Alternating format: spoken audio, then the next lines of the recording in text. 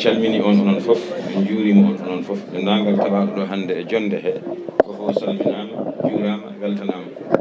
woni gorko woni debbo mawɗo e suka fof calminama juurama wo ala kulli haalin en beltima no feewi no feewi no feewi no feewi en calmini ceerno Mouhamadou Siraji ene ñaagui Allah yo Allah ɓeydu sembe ɓeyda cellal ɓeyda woni o kanko noon e dendagal ɓe o jiide meccal ngal ala kulli haalin en beltima no feewi no feewi no feewi yo Allah nawru ɗum yeeso nde ɗo jonde taton e naftori hen cukalel janngowel ngel ne naftoro e nde ɗo jonde sabi ne ɓeydanma himme e yidde janngude hay saɗa welsinde no seeɗa ma addane sababu ɗum ɗo rokkuma himme ɓeydoɗa tinnade kono noon ne kadi ceerno jannginowo o ene ɓeydoro oɗo ñalawma kanko hoore makko kala ko darino e ko dadino so tawama nde ɗo jonde embo ɓeydo hen kanko hoore makko kono noon ne kadi jinnaɓe sukaɓe ɓe ene ɓeydoro oɗo ñalawma sabi ko hunde wande fayida no fewi ɗum ɗo tan woni ko dañƴen ɗum ɗo woni ko joguiɗen yettode wodani Allah ko Allah jeeyi Allah wi fa lillahi l akhiratu wal ula ko Allah jeeyi aduna jeeyi lahara kanko jeeyi kala hen ko jiɗɗa ɓe mbi so tawi jiɗɗa ko aduna janngu ma jannga hay aduna ko ma jangge tawi jiɗɗa ko lahara janngu tawi jiɗɗa kadi ko aduna e lahara fof janngu enen gandi oɗo aduna hande jikkuji boni nelal sallallahu alaihi wasallam ko mantirte ene heewi kono Allah mantirimo ko wa innaka la ala khuluqin azim a woni e jikku mawɗo hande noon ko on jikku mawɗo mo nelal sallallahu alaihi wasallam mantira o ko on bonna hande hefere ɓe bonni ha boni gila téléji ha ɗeɗo portable ko woni hen ko dahi haqqillaji yimɓe fof ha laaɓi nafata en ko garten e hono ɗum ɗo pelliten janguinde sukaɓe men gartiren ɓe e needi l'islam nde ne yooɗi neɗɗo mi nani e ɗemgal ceerno men ceerno Ahmad Tidiane yo Allah juutnu gurdam makko woyi ko neɗɗo gollata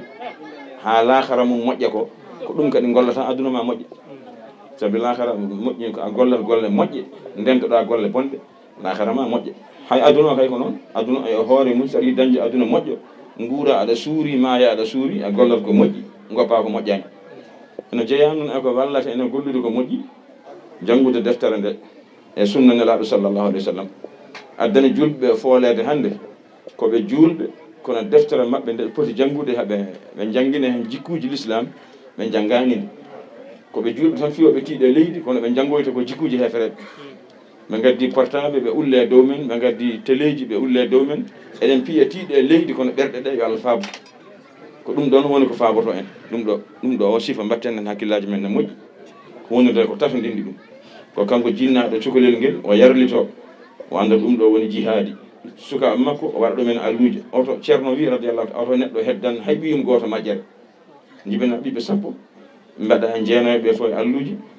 keddana goto majjere ala fotani wonde kamɓe fof waɗɓe alluji hande e ngeɗo nangue o wino kanko ceerno radiyallahu taala so tawi neɗɗo wi woppirta alqur'ana ne jangga école ko ha ɓiyum wona commandant walla ha wona gouverneur o wi ɗum ko waasi noon ceerno wi radiyallahu taala o waasi aduna o waasi lahara hande ɓe jangi école aji heɓe keeɓi fof kayitaji kono ɓe keɓani hay bete koɓe janggano ɓe ɓuuri jogade moyen hande ndeka noon mbatten hakkillaji men e nde ɗo jangde tinnoɗen hen no fewi guilay almuɓe janguinoɓe yo mbakkilo jarlito pellita jodorade saabu Allah janguina gandon jikku so boni tan aduna boni aduna o jikkuji mum fof hande ko bonɗi so naɓe Allah faabi ɗum ɗo noon ene jeeya eko wallata en beltima e jangde hen fewi koɓe jangata ko ene selli ene weeli ene yurmini ɗum noon yo Allah nawru ɗum yeeso a'udhu billahi minash shaytanir rajim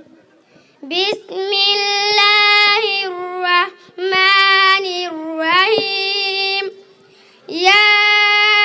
ayyuhan nasu antumul fuqara'u ila Allah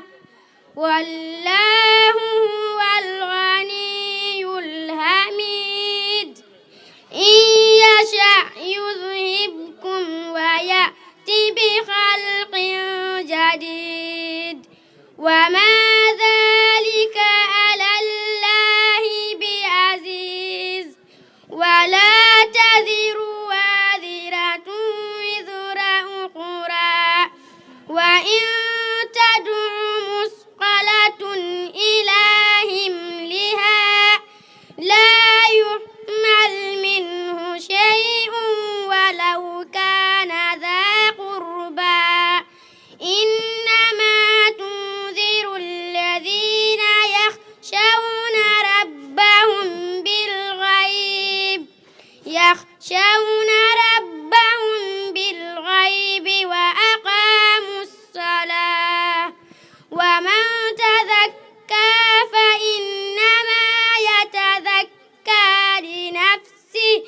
وإلى الله المصير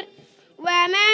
يستوي الأعمى والبصير ولا الظلمات ولا النور ولا الظل ولا الهرور وما يستوي الأحياء ولا الأموات إن الله يسمع من يشاء إن الله يسمع من يشاء إنا أرسلناك بالحق بشيرا ونذيرا وما أنت بمسمع من في القبور وما أنت بمسمع من في القبور إن أنت إلا نذير إنا أرسلناك بالحق بشيرا ونذيرا وإن من أمة إلا خلا فيها نذير أعوذ بالله من الشيطان الرجيم بسم الله الرحمن الرحيم وضرب لنا مثلا ونسي خلقه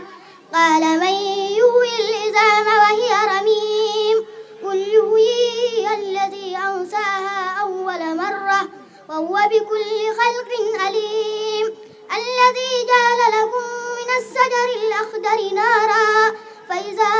أنتم منه توقدون أوليس الذي خلق السماوات والأرض بقادر على أن يخلق مثلهم بلى وهو الخلاق العليم إنما